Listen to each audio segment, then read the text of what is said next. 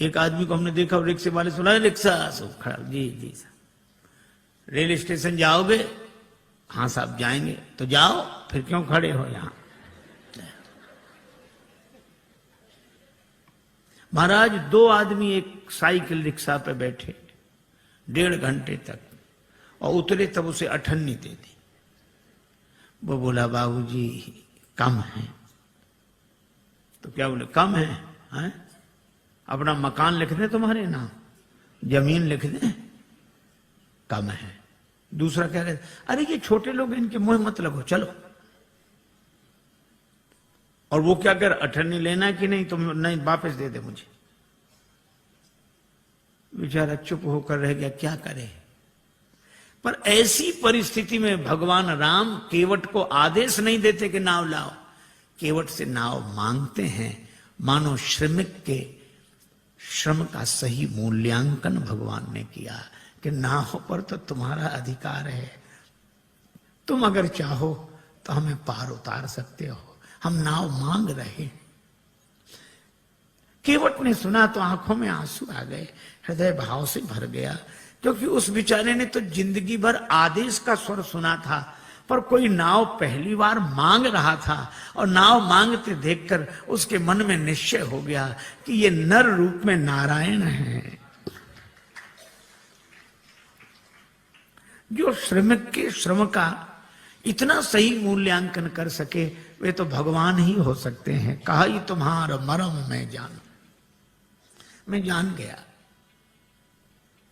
भगवान कहते नाव इधर लाओ, केवट उधर ले गया। भगवान ने कहा इधर ले आओ, नहीं लाऊंगा, मैं जानता हूं आपके बारे में अच्छी तरह। अब भगवान को तो हंसी लगी, लक्ष्मण जी को बड़ा बुरा लगा। श्री जानकी जी भी चुप। अच्छा बोलो, राम जी की जगह दूसरा कोई होता तो बड़ा दुखी होता कि आज ऐसे दिन भी आ गए, केवट नाव नहीं ला रहा है।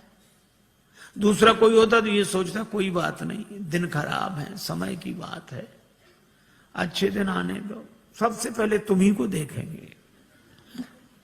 पर भगवान हंस रहे, बेहसे करुणाएं। गम को सहने में भी कुदरत ने मजा रखा है।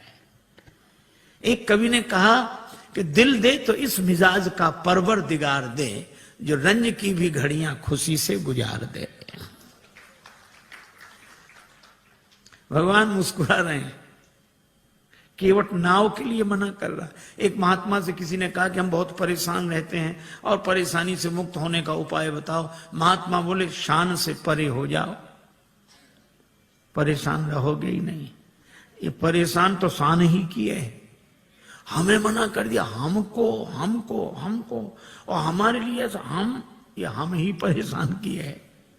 भगवान मुस्कुरा रहे हैं। और केवट क्या कर, हम आपके बारे में अच्छी तरह जानते हैं।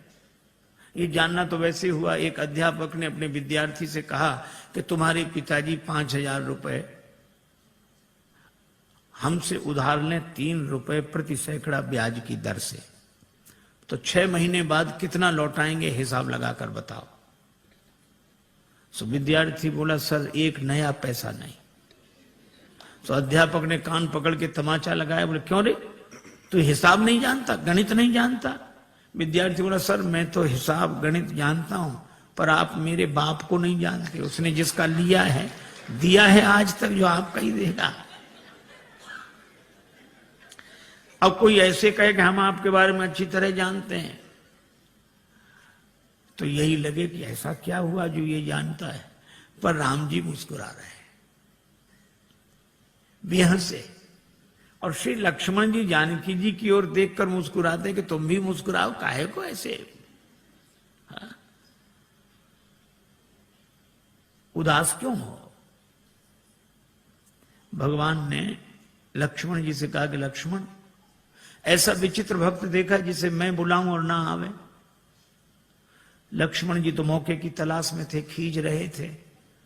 लक्ष्मण जी ने कहा कि प्रभु आपके जितने भक्त होते सब ऐसे ही होते, जो आपका कहना न माने वही आपके भक्त। भगवान ने कहा यही विचित्र भक्त है, दूसरा कौन? का दूसरे सुमंत जी। सुमंत जी रथ में बैठे, ये नाव में बैठा है। सुमंत जी को भेजते हो कि अयोध्या जाओ, और केवट को बुलाते हो कि नाव लेकर आओ। तो जिसे भेजते हो वो जाता नहीं, और जिसे बुलाते हो वो आता नहीं है। न ये कहना माने न वो कहना माने। और लक्ष्मण जी के इस व्यंग पर जानकी माता भी मुस्कुराई,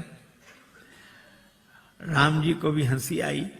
पर राम जी ने कहा, लक्ष्मण, किसी दुकानदार का सगुन सवेरे सवेरे बिगड़ जाए, उधार मांगने वाला आ जाए, तो वो बेचारा क्या सोचता है कि कहां से कहां तुम सवेरे सवेरे आ गए, अब दिन भर उधारी का ही सामना करना पड़ेगा, सगुन बिगड़ गया। तो भगवान श्री राम जी ने कहा कि लक्ष्मण, इसी तरह मेरी यात्रा का सगुन बिगड़ गया। जब मैं चला तो वनवास केवल मेरे लिए हुआ था। 14 वर्ष राम वनवासी। लक्ष्मण तुम्हारा भी वनवास नहीं था, श्री सीता जी का भी वनवास नहीं था। तो मैंने तुम दोनों को मना किया कि नहीं कि हमारे साथ वन मत चलो? दोनों बोले हाँ किया तो था। राम जी बोले तो फिर आप दोनों ने हमारा कहना माना? दोनों बोले नहीं माना। राम जी बोले हम तभी समझ गए थे कि जब यात्रा के शुरू में ये हाल है, जब अपने घर के ही लोग कहना नहीं मान रहे तो आगे जितने मिलेंगे सब ऐसे ही मिलेंगे। पर भगवान ने कहा कि श्री लक्ष्मण और श्री जानकी जी से कि आप दोनों ने कहना इसलिए नहीं माना क्योंकि मेरे प्रति प्रेम है, प्रेम के कारण कहना नहीं माना। तो मुझे लगता है कि केवट भी प्रेमी ही होगा, वो भी कहना नहीं मान रहा है। लक्ष्मण जी ने कहा इसमें प्रेम तो दिख नहीं रहा है। भगवान ने कहा केवट के जीवन में प्रेम का दर्शन है, प्रेम का प्रदर्शन नहीं है।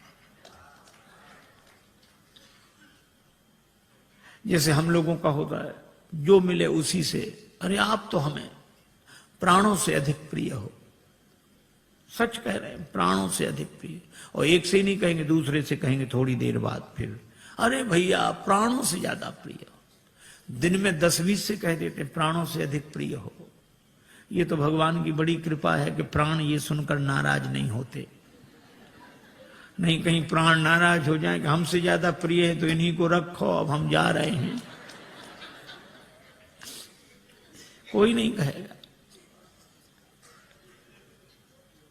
केवट के जीवन में प्रेम का दर्शन है। लक्ष्मण जी ने कहा कि महाराज इसका प्रेम तो आप ही समझो। अच्छा केवट क्या सोच रहा है? केवट जान गया है कि आप भगवान हैं, पर केवट कहता है कि आपको कोई रोक नहीं सका। जनकपुर वाले जनकपुर में नहीं रोक सके, आप अयोध्या आ गए। अयोध्या वाले अयोध्या में नहीं रोक सके, आप श्रृंगवेरपुर आ गए। और श्रृंगवेरपुर के राजा श्रृंगवेरपुर में नहीं रोक सके, आप गंगा जी किनारे आ गए। और अगर मैं भी आपको नाव में बिठाकर पार कर दूंगा तो फिर मेरी भी क्या हिम्मत जो मैं आपको रोक लूं। तो उपाय यही अच्छा है, न नाव लाऊंगा न पार करूंगा, अपने आप रुके रहोगे। कही तुम्हारा मरम मैं जाना।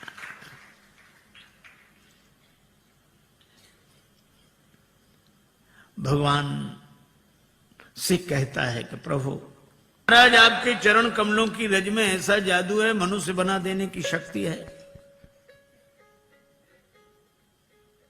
शिला को चरण छुला दिया, नारी बन गई। भगवान ने कहा तो शिला तो पत्थर की होती, तुम्हारी नाव कोई पत्थर की है? केवट बोला वाह महाराज, शिला तो देर में बनी होगी, ये तो लकड़ी तो पत्थर से कोमल होती है। पाहन ते बन बाहन काठ को कोमल है, जल खाई रहा है। ये तो और जल्दी बनेगी, पानी में पड़ी हुई लकड़ी और कोमल होगी। भगवान ने कहा क्या उपाय क्या है, क्या चाहते हो? केवट बोला हम क्या चाहते हैं, आप पार जाना चाहते हो कि नहीं? भगवान बोले हमें तो जाना ही। तो फिर ये कहो आप चाहते हो पार जाना? हाँ, तो जो प्रभु पार अवसिगा चाहो, मोहि पद पदुम पखारन कहो। अपने चरण कमल धोने के लिए कहो। भगवान ने कहा कि वैसे काम नहीं बनेगा। केवट बोला कैसे बनेगा? ये नाव बनेगी नारी यहां गंगा जी किनारे, और जब नारी बनेगी तो घर में बैठेगी। लेकिन जब ये घर में बैठेगी तो घर में जो पहले से बैठी है वो, उसको तो लगेगा कि नहीं कि नाव नारी बन गई, वह तो सोचेगी नाव बेचकर दूसरा विवाह करके लाया। और महाराज, घरनी घर क्यों समझाई हूं जू, उसको मैं कैसे समझाऊंगा? लक्ष्मण जी ने कहा हद हो गई, भगवान को समझा रहे और पत्नी को नहीं समझा सकते। केवट बोला महाराज अपने अपने अनुभव की बात है, भगवान को समझाना आसान है, बहुत कठिन है। राम जी खूब हंसे, लक्ष्मण जी भी हंस रहे हैं केवट की इन अटपटी बातों पर। भगवान बोले तो और कोई उपाय? एक उपाय है। क्या? यही घाट ते थोड़िक दूरी अहे, कटिलों जल था दिखाई हो जो, थोड़ी दूरी पर कमर तक जल है, आराम से निकल जाओ। भगवान बोले वही ठीक, बताओ। केवट बोला वाह महाराज, अभी सवेरा हुआ है, यात्रियों का आना जाना शुरू हुआ है, हम आपको वो जगह बताने जाएं सब देख लेंगे, हमारी नाव में कौन बैठेगा, रोजी रोटी का सवाल है, ऐसा नहीं। तो फिर आप दिन भर रुको, जब सूर्यास्त हो जाएगा सब लोगों का आना जाना बंद होगा, मैं जाके बता दूंगा, फिर रात को निकल जाना, चाहे सवेरे निकल जाना। भगवान बोले लक्ष्मण चरण धुलाना ही ठीक है, यहां कहां रुकेंगे। केवट कहता है कि चरण धोने के लिए कहो। पात भरी सहरी सकल सुत बारे बारे, केवट की जाति कछु वेद ना पढ़ाई हो, पूरा परिवार मेरो याही लागे राजा जू हो, वित्तहीन कैसे दूसरी गढ़ाई हो। अगर ये नाव नारी बन गई तो फिर यह भी तो सोचो महाराज, कर पूरे परिवार का पालन इसी नाव से होता है, तो परिवार का पालन करने वाला साधन तो चला जाए और घर का एक सदस्य और बढ़ जाए। महाराज कृपा करो आप तो। अच्छा, अब इसमें एक बड़ा तात्विक संकेत है। केवट कहता है कि नाव नारी न बने। हम लोग भी व्यवहार का काम करते हैं, दुकान चलाते हैं, व्यापार करते हैं, पैसा लेते हैं, देते हैं। श्री तुलसीदास जी कहते हैं सब करो, कोई बात नहीं। केवट भी यही करता है, धंधा करता है, यात्रियों को बिठाता है, उस पार ले जाता है, पैसा लेता है। लेकिन इस केवट की सबसे बड़ी विशेषता एक है कि यह नाव तो चलाता है, लेकिन नाव गंगा जी में चलाता है। और गंगा जी क्या है? का राम भक्ति जहां सुरसरी धारा। इसी तरह हम दुकान व्यापार आदि सब करें, लेकिन भक्ति की भाव धारा से जुड़कर करें। यही केवट प्रसंग का संकेत है। भगवान ने कहा अगर तुम्हारी नाव नारी बन गई तो पार करने वाली खुद पार हो जाएगी, जड़त्व से मुक्त हो जाएगी। केवट बोला सो तो ठीक है, लेकिन नाव नारी बनेगी तो घर में बैठेगी, और इसका अर्थ कि मेरी बुद्धि अगर चैतन्य हो गई तो आत्मन्यो आत्मना तुष्टा के भाव से घर में बैठेगी, तो भक्ति की गंगा जी तो छूट जाएंगी। प्रभु मैं ऐसी मुक्ति नहीं चाहता जो भक्ति की गंगा जी से दूर कर दे। वह नहीं बंधन की जो अज्ञानता से बांध ले मन, और फिर सहसा कभी भी टूट सकता हो अकारण। मुक्ति छू पाए न जिसको मैं उसे बंधन कहूंगा, जो मरण को जन्म समझे मैं उसे जीवन कहूंगा। महाराज मुझे मुक्ति नहीं चाहिए, और आपके चरणों की रज मुक्त कर देने वाली है, तो इस मुक्त कर देने वाली धूल को ही धो डालूंगा। काहे से धोगे? गंगा जल से। और कितना बढ़िया संकेत है कि इस मुक्त करने वाली रज अर्थात रजोगुण जन्य कामना को भक्ति के भाव जल से धो डालूंगा। मुक्ति नहीं चाहिए, सगुण उपासक मोक्ष न लें। भगवान ने कहा तो फिर धो लो चरण, क्या दिक्कत है? केवट बोला ऐसे नहीं धोऊंगा, कहोगे तब धोऊंगा। मोहि पद पदुम पखारन कहाहु कहो। श्री राम जी ने कहा कि काहे को इतनी जिद कर रहे हो? अरे बहुत लोगों ने हमारे चरण हमसे बिना पूछे धो लिए, हमने मना थोड़े ही किया। तुम भी धोगे तो मना थोड़े ही करेंगे, पर कहलाते क्यों हो? और फिर हमको संकोच होता, हम कैसे कहें कि हमारे चरण धो लो? अरे किसी श्रद्धे के प्रति किसी की श्रद्धा है तो चरण छू ले, पर ऐसा कौन श्रद्धेय होगा जो अपने चरण फैला कह के चलो छुओ? ऐसा तो वही कह सकता है जिसका शर्म से कोई संबंध ना हो। अब भगवान कैसे कह देंगे हमारे चरण धो? और केवट कहता कहोगे तभी धोएंगे। तो भगवान ने बिना कहा कि बिना पूछे धो लो। बहुतों ने धो लिए। केवट ने कहा सुनो महाराज, जिन्होंने बिना पूछे आपके चरण धो लिए उनकी अपनी गरज रही होगी, उन्हें भवसागर से पार जाना होगा, इसलिए उन्होंने आपके चरण आपसे बिना पूछे धो लिए। लेकिन यहां गरज मेरी नहीं, यहां गरज आपकी है। मुझे पार नहीं जाना, पार आपको जाना है। इसलिए अगर पार जाना हो तो कहो कि हमारे चरण धोकर हमें पार कर दो। भगवान मुस्कुराए कि केवट सब कुछ पाए ले रहा है, पर इतना चतुर है एहसान रत्ती भर नहीं। आपकी गरज है, कहना हो कहो। लक्ष्मण जी बोले अगर चरण धुला लें तो?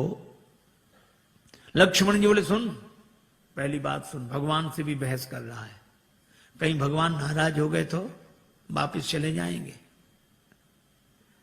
केवट बोला नहीं जाएंगे। कहा ही तुम्हारा मरम मैं जाना। श्री जानकी जी भी साथ आई हैं, और मरम शब्द का एक ही अर्थ है, रकार रामचंद्र हैं, मकार मातु जानकी। तो ये रकार रूपी राम जी मकार से घिरे हुए हैं, अर्थात श्री जानकी जी की कृपा के कारण आए हैं, और जानकी जी उपस्थित हैं तो श्री राम लौट नहीं सकते, वो तो कल्याण करके ही जाएंगे।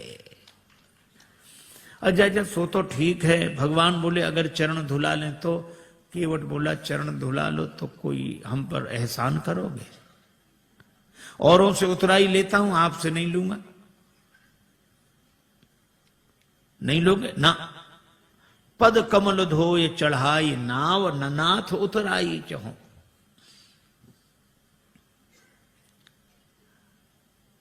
केवट का बेटा खड़ा था, बोले पिताजी ठहरो ठहरो ठहरो, इन्हें नाव में बिठाना ही मत। क्यों? चरण धो लेंगे, फिर क्या कठिनाई है?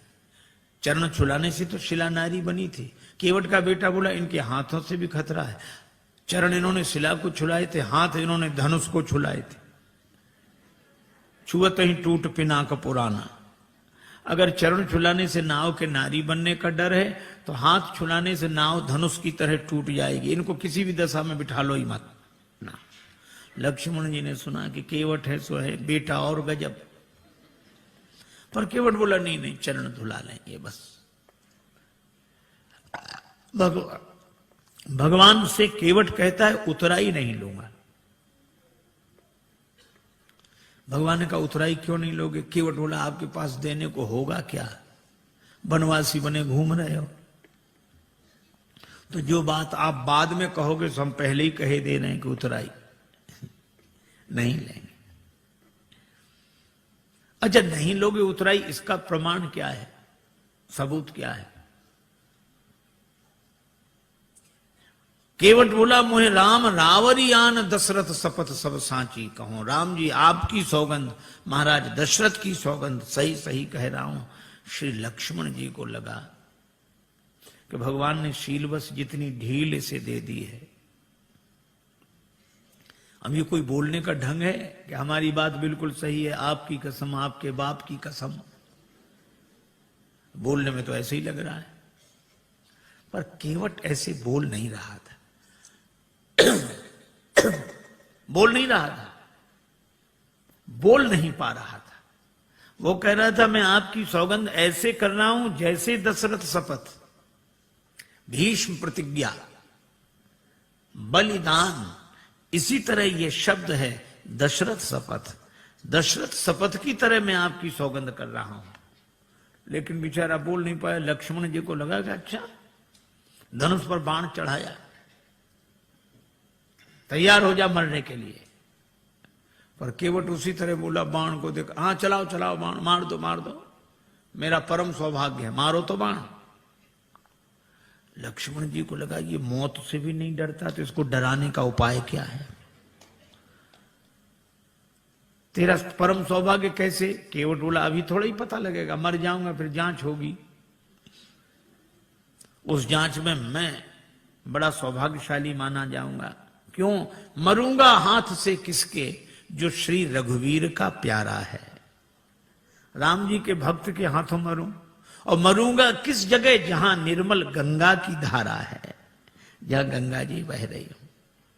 और मरूंगा सामने किसके? कि जिनका दास होता हूं, राम जी का भक्त हूं, राम जी के सामने मर रहा हूं। और मरूंगा किस खता पर? पांव करुणा निधि के धोता हूं, चरण धो रहा हूं। अगर इन पद पंकजों पर प्राण खो जाएगा केवट, तो मरकर भी जमाने में अमर हो जाएगा केवट। फिर क्यों ऐसा समय श्रीमान जाने दूं, न क्यों जाने की जीवन के सन्मुख जान जाने दूं। तैयार हूं, बाण मारो। सरकार को प्राण न ते प्रिय बंधु, वही मोहे बाण ते मारत है। मरता हूं कहां सुच गंग के तीर, शरीर सो प्राण सिधारत है। समूहे के सु विनीत सुनो, रघुनाथ सो नाथ निहारत है। अपराध यही इस दास का है, प्रभु के पद पद्म पखारत है। लोग यही कहेंगे कि राम जी ने लक्ष्मण जी से कह के उसको मरवा दिया, छोटे भाई से कह के मरवा दिया, राम जी की बदनामी होगी। और राम जी की बदनामी करानी हो तो चलाओ बाण, हमारा तो कुछ नहीं बिगड़ेगा। प्राण तो किसी न किसी दिन जाएंगे, पर ऐसा मौका मिलेगा नहीं। लक्ष्मण जी को लगा कि राम जी की बदनामी कराने थोड़े ही आए हैं, अब क्या करें। तो बाण फिर तूणी में रख लिया। कहने लगे, प्रभु इससे तो आप ही बात करो। पर केवट कह क्या रहा है? जब लगी न पाए पखारी हूं। इतनी देर से केवट क्या कह रहा था? चरण कमल रज कहां सब कहां, चरण कमल मोहि पद पदुम पखारन कहाऊ। पद कमल धोए चढ़ाई नाव, पद कमल पद पद्म चरण कमल। और जब लक्ष्मण जी ने बाण चढ़ाया तो वो भी आवेश में बोला, जब लग न पाए पखारी हूं। भूल गया चरण कमल पद पद्म पद कमल पाए। जो स्वाभाविक होता है वो ऐसे अवसर पर निकल पड़ता है। एक आदमी किसी गांव में गया, वो गांव वालों से पूछता, क्यों भैया ये गांव रामपुरा है? तो गांव के लोग, बुंदेलखंड की घटना, ये रामपुरा है? तो गांव वाले कहें हाओ। अब वो समझे नहीं कि हाओ है कि रामपुरा। फिर दूसरे से पूछा, भैया रामपुरा हाओ। तीसरे से पूछा, रामपुरा हाओ। अब सब कहें हाओ। एक आदमी पढ़ा लिखा दिखा, उसने कहा कि भाई साहब ये गांव रामपुरा है? उसने कहा जी हां। हाँ, अब समझ में आया, यहां सब लोग हाओ हाओ करते थे, आपने जी हां कहा। तो वो बोला कि जो बिना पढ़े लिखे लोग हैं वे हाओ हाओ करते हैं, और जो पढ़े लिखे हैं वे जी हां ऐसे बोलते हैं। अच्छा, तो आप तो पढ़े लिखे होंगे? तो बोला हाओ। अब जो स्वाभाविक था सो निकल गया। अब लक्ष्मण जी को भी बड़ा अटपटा लगे, श्री सीता जी को भी, पर राम जी मुस्कुरा रहे। सुन केवट के बैन, प्रेम लपेटे अटपटे, बिहसे करुणाएं। भगवान हंसते हैं। बात भले ही अटपटी हो पर प्रेम में लिपटी हो तो परमात्मा को प्रसन्न कर देती है। राजस्थान के एक छोटे से गांव में एक महात्मा गए, सत्संग हुआ। एक सत्संगी नित्य आते थे। एक दिन उन्होंने प्रार्थना की कि महाराज यहां से और ज्यादा इंटीरियर में हमारा छोटा सा गांव है, मां आ नहीं सकती, उनको दर्शन देने चलो। महात्मा ने कहा ठीक चलते हैं। एक दिन गए, उस व्यक्ति ने मां से कहा, मां महात्मा आए प्रणाम कर।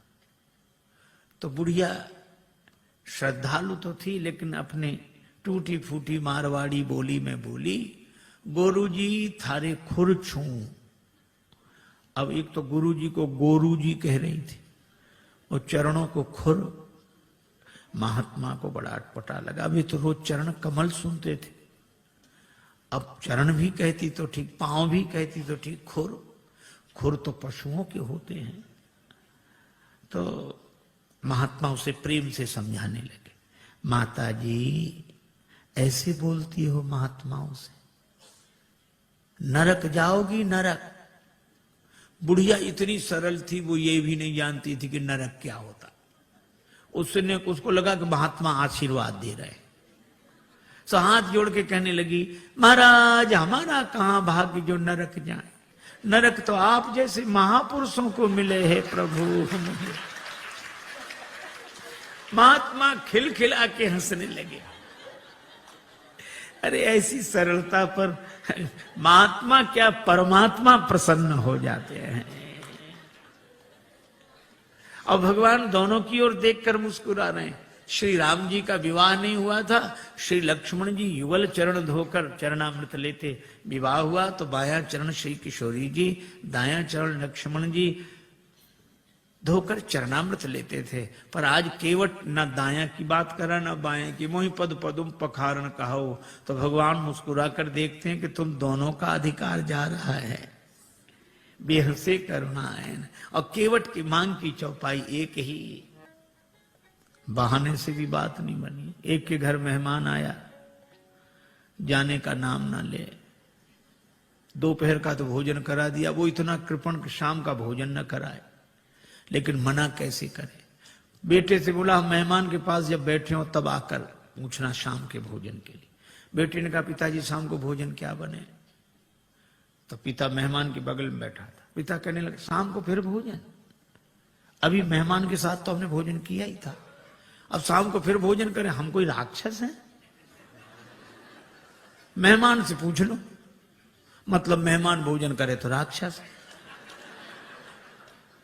बेचारे मेहमान ने भी कह दिया कि नहीं ठीक है, हो गया। बहाने में लोग बड़े चतुर। एक महात्मा किसी वृद्धा माता के यहां भोजन को गए, मैया ने सब भोजन परोस दिया, पंखा लेके बैठ गई। थाली में पीछे पापड़ रखे थे, पापड़ परोसना भूल गई। अब महात्मा का मन पापड़ पे जाए बार बार। मन का ये स्वभाव है, जो करोड़ों की चीज मिली हो तो उसे 2 कौड़ी की लगती है, 2 कौड़ी की चीज ना मिले तो करोड़ों की लगती है। उधर ही देखे, लेकिन मांगने में शर्म भी लगे और बुढ़िया को याद ना आवे। सो महात्मा बोले, मैया भगवान की बड़ी कृपा, आज जो आपका दर्शन हो गया। क्यों? रास्ते में बड़ा लंबा सांप मिला। सांप? हाँ, लंबा था बहुत। कितना लंबा महाराज? यहां से वो पापड़ की थाली रखी। बुढ़िया बोले, अरे महाराज पापड़ परोसना तो मैं भूल ही गई। महात्मा बोले, हम तो बता रहे थे कि सांप कितना लंबा था। तो कई बार बहाने से भी बात बन जाती, युक्ति से बना लेना चाहिए, लेकिन कई बार बहाने से भी बात नहीं बनती। एक के घर मेहमान आए जाए नहीं, और बेचारा घर वाला संकोची कुछ कहे नहीं। 5-7 दिन हो गए। एक दिन पति पत्नी से बोला कि देवी ये मेहमान तो जाता ही नहीं, कोई उपाय। पत्नी बोली, और खिलाओ पिलाओ और सम्मान करो, काहे को जाएगा वो। देखो देखो ये व्यंग मत करो, तो उपाय बताओ।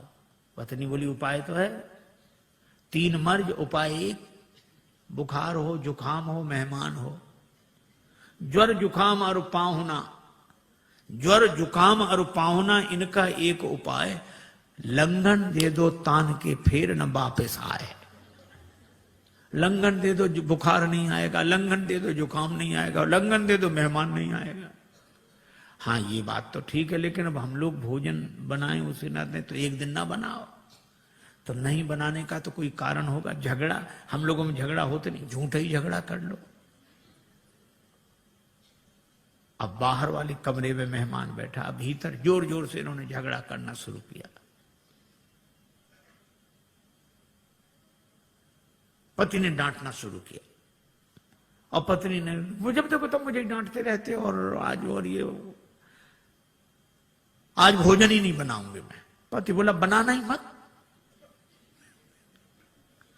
मैं कोई मर नहीं जाऊंगा एक दिन भूखे। अब जो झगड़ा शुरू हुआ और मेहमान ने सुना कि आज इन्हीं को नहीं मिल रहा है, तो उसने अपना थैला उठाया गया। पत्नी ने देखा कि गया, पति ने देखा गया। सो पति बोला आप काहे को रो रही हो, हमने कोई सच्चा डांटा था, हमने तो झूठा डांटा था। सो पत्नी मुस्कुरा कर बोली मैं कोई सचमुच रो रही हूं, मैं तो झूठे ही रो रही हूं। लेकिन आश्चर्य, तब तक मेहमान भीतर, हम कोई सच्चे गए थे, हम भी तो झूठे ही गए थे। कई बार प्रयास करने पर भी काम नहीं बनता। भगवान ने बड़ा प्रयास किया पर केवट बोला साफ साफ कहो, प्रभु धो लो। प्रेम पराधीन प्रभु की यह अभय वाणी सुनकर केवट गया, कठौते में जल भर लाया। आहा, उस दृश्य को आप देखें। कठौता एक और रख दिया, बाईं हथेली आगे बढ़ाई, श्री राघवेंद्र का दायां चरण रखा और कठौते से जल छोड़ दिया, लगा धोने। मन में तो यही भाव है कि वही चरण जिन चरणन ते निकसी सुरसरी। बड़े भाव से चरण धो रहा, लेकिन पता नहीं लगने दे रहा। श्री लक्ष्मण जी ने कहा कि अच्छा केवट, बड़े भाव के कारण चरण धो रहे हो? केवट बोला नहीं नहीं सरकार, हम तो नाव के कारण चरण धो रहे हैं, भाव के कारण नहीं।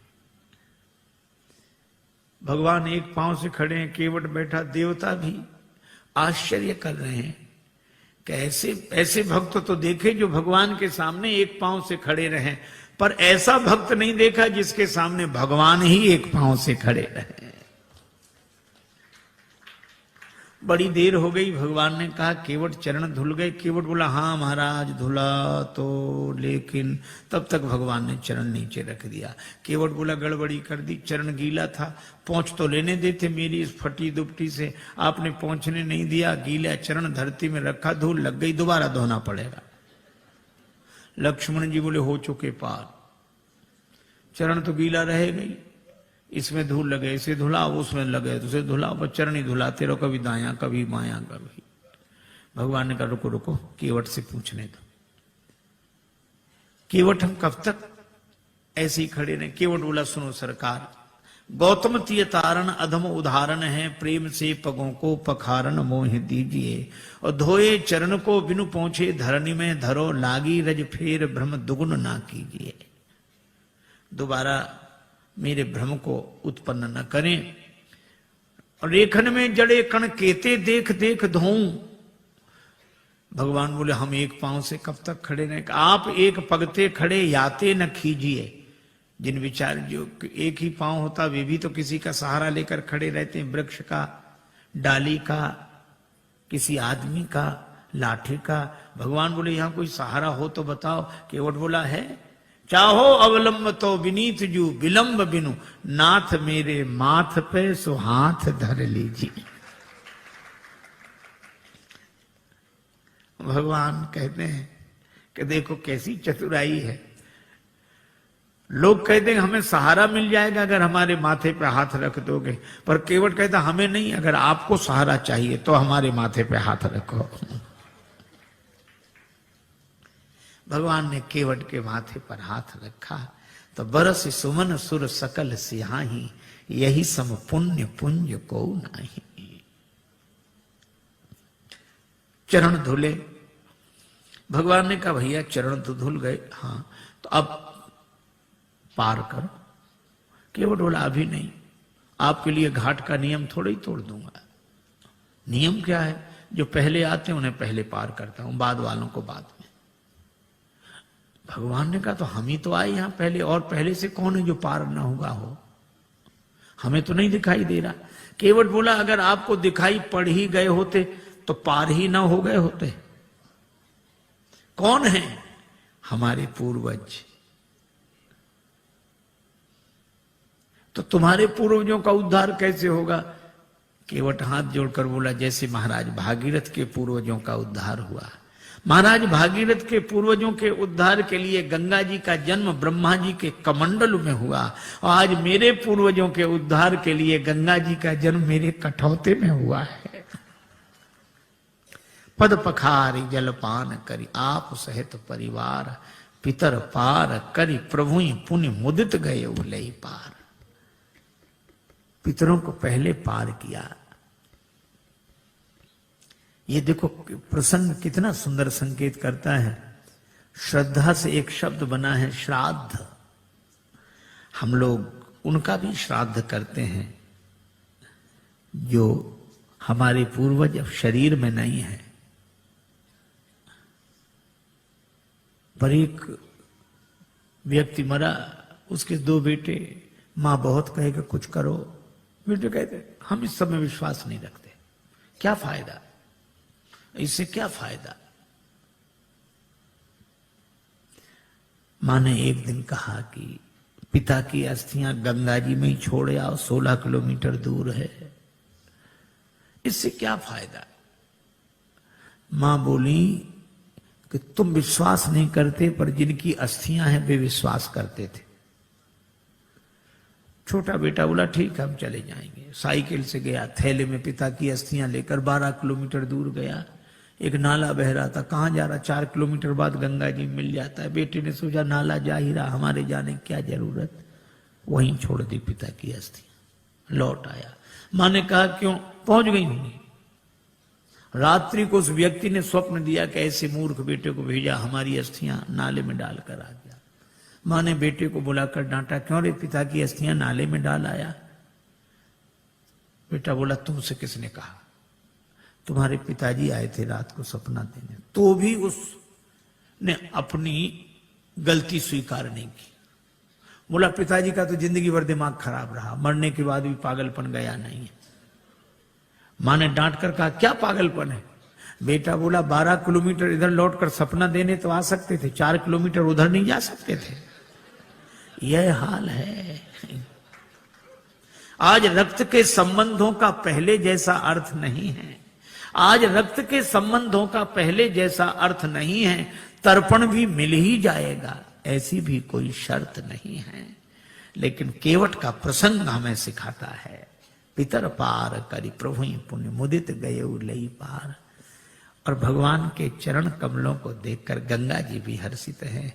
इन्हें तज ब्रह्म कमंडल में अटकी रही भटकी शिवशीष, वर्ष केते बिताए हैं। और जो चरण छूट गए थे, केवट ने वही चरण फिर आ मिलाए हैं। केवट ने भगवान को नाव में बिठाया। अब कह रहा है गंगा जी की बालुका में पहले श्री सीता जी, फिर श्री राम जी, फिर निखात राज गुह, फिर श्री लक्ष्मण जी। केवट ने उतरकर दंडवत किया, चरण पकड़े। लक्ष्मण जी बोले वाह, उस तरफ तो अकड़ रहे थे, इधर तो चरण पकड़ रहे। केवट ने कहा वो तो घाट घाट का तरीका है, उधर पार नहीं किया था तो अकड़ कर रोक सकते थे, अब तो पार कर दिया तो चरण पकड़ कर ही रोक सकते हैं। पर भगवान को लगा कि इसे कुछ दिया नहीं। लक्ष्मण जी बोले क्या बात है प्रभु। राम जी बोले इसे कुछ दिया नहीं। अरे और क्या देंगे।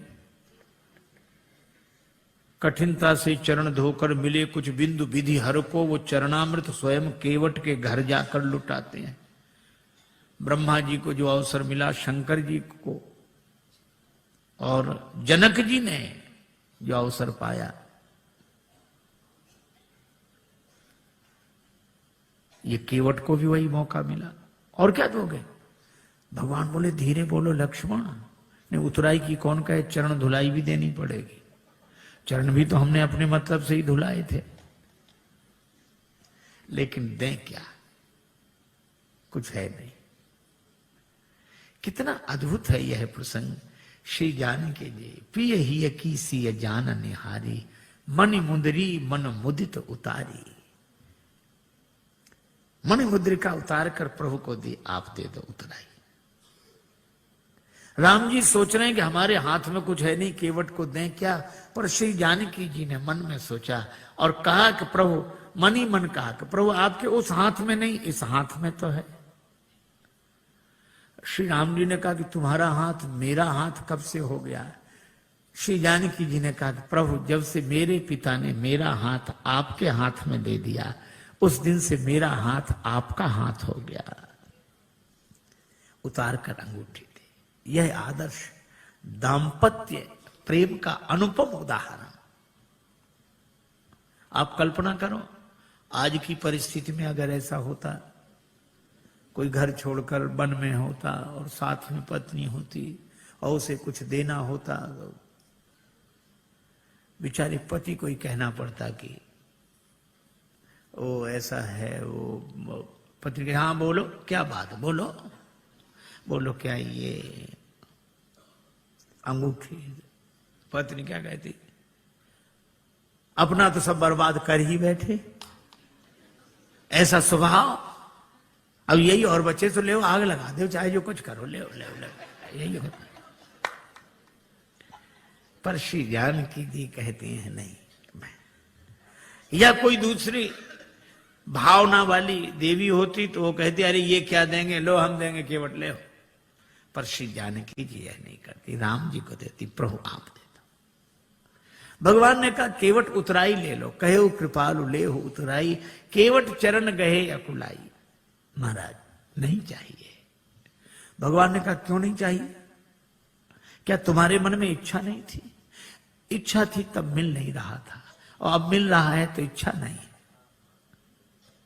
भागती फिरती थी दुनिया जब तलब करते थे हम, और छोड़ दी हमने तलब तो अब बेकरार आने को है। अच्छा तो तुम्हारे मन में इच्छा क्यों नहीं रही? केवट बोला मैं आपसे मांगने के लिए तैयार खड़ा था कि कहां तक औरों के सामने हाथ फैलाता रहूंगा। राम जी से मांगूंगा तो फिर और किसी से मांगना नहीं पड़ेगा। मैं आपसे मांगने के लिए तैयार खड़ा था। भगवान ने कहा फिर हम बिना मांगे अंगूठी दे रहे हैं, क्यों नहीं दे रहे हो? केवट बोला मेरा विचार बदल गया। कहा क्यों? आपने आती नाव मांगी नाव। केवट बोला ये सुनते ही मेरा विचार बदल गया कि जो मुझसे ही मांग रहा हो, अब मैं उससे क्या मांगू? वह तो बहुत बड़ा है जिससे आप कुछ मांगते हो, लेकिन दीन बंधु वह कितना बड़ा है?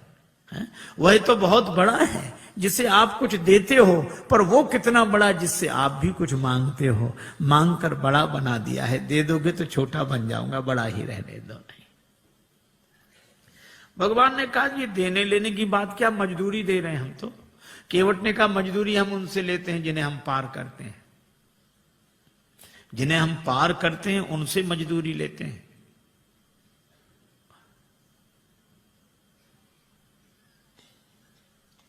हमने आपको पार नहीं किया। श्री राम जी बोले पार नहीं किया तो हम पार आए कैसे? केवट बोला यही तो हम पूछ रहे हैं, कैसे आए? भगवान बोले नाव से आए। केवट बोला नैया से आए। हाँ, ये नैया किसकी थी? केवट तुम्हारी। केवट बोला यही तो हम कह रहे हैं कि नैया तो हमारी ही पार लगी है। आप पार होने के लिए नहीं आए थे, हमारी नैया पार लगाने के लिए आए थे। आपने चरण रख दिया तो हमारी नैया पार लग गई। उतराई तो हमें देनी चाहिए, दे नहीं सकते तो ले कैसे लें? इसलिए प्रभु नहीं चाहिए। भगवान ने कहा कर ले लो। केवट बोला कि प्रभु वैसे भी नहीं ले सकते, हमारी आपकी बिरादरी एक है, हम लोग सगे भाई हैं। भगवान ने लक्ष्मण जी की तरफ देखा कि सुन रहे। लक्ष्मण जी बोले अभी क्या और मोह लगाओ भाई, पता नहीं क्या क्या बनेगा वो अभी। भगवान ने कहा लक्ष्मण अभी पूछते हैं। केवट से कहा कैसे भाई? केवट ने कहा कि मैं गंगा तट का माझी हूं, तुम भवसागर के केवट हो। मैं इस भव सरिता के तीर में हूं, मैं इस सुरसरी के तीर में हूं, तुम उस भव सरिता के तट हो। आपका भी काम पार करना, मेरा काम भी पार करना। तो मजदूर कहीं मजदूरों से मजदूरी लेते हैं भैया, मल्लाह कहीं मल्लाहों से मल्लाही लेते हैं भैया। भगवान बोले तो हम किसी का कर्ज नहीं रखते। केवट बोला हमारा रख लो। क्यों? चुकाने दोबारा तो आ जाओगे। भगवान बोले हम ना आए तो? केवट बोला हम वसूल करने आ जाएंगे। कहां वसूल करने आओगे? केवट ने कहा अपने को ऋणी समझते हो तो ऋण तुम वहीं चुका देना। मैंने तुमको है पार किया, तुम मुझको पार लगा देना। मैंने पार किया, उतराई नहीं ली। प्रभु आप भी पार कर देना। मेरे पास उतराई देने के लिए क्या होगा? भगवान ने कहा सो तो होगा ही, लेकिन ले लो। केवट बोला आज मुझे क्या नहीं मिल गया?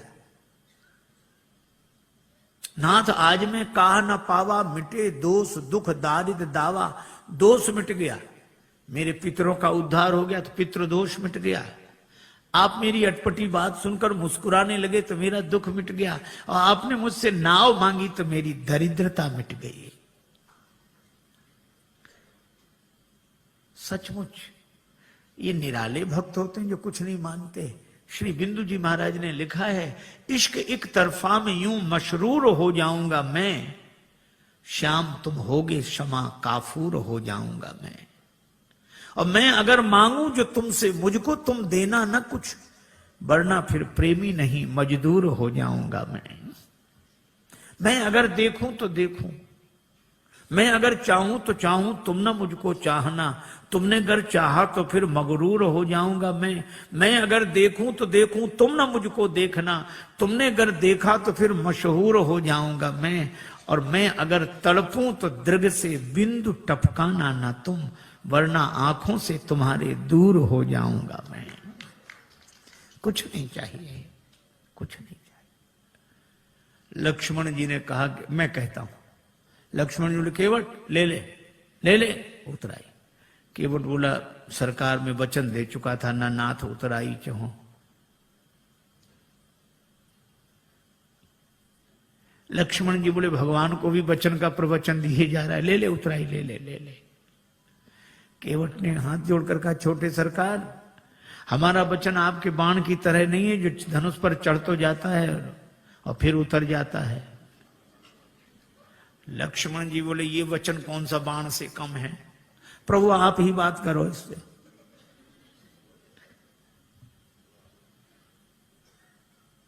श्री जानकी जी ने कहा कि प्रभु हमारी ओर से कह दो। बहुत कीन प्रभु लखन सिय। श्री जानकी जी की ओर से राम जी ने कहा कि केवट उतराई ले लो।